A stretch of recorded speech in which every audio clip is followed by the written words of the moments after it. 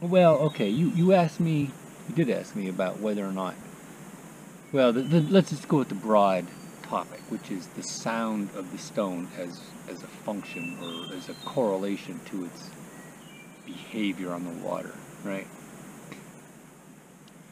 Um, I'm not going to say that if you just heard the very first impact, could you tell from that how it was going to behave?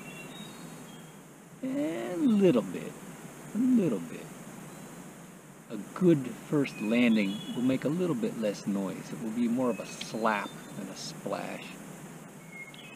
Um, More importantly, I think, is when you throw a stone, in skipping at least, when you're really going for that high spin and you're up into that realm where you can hear the stone fly out of your hand like it sounds like a moth, right? Like you hear a moth fly past your ear, right? And you can throw your stone and the variations in the shape of it create actual sound, almost like propeller sound. If you're doing that, you know you're getting up into some serious power there. Rotational power. Rotational energy. So,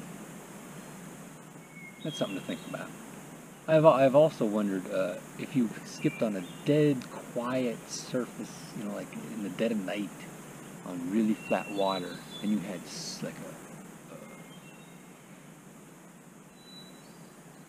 a dish microphone, some kind of telescope, what do you call that? Zoom mic.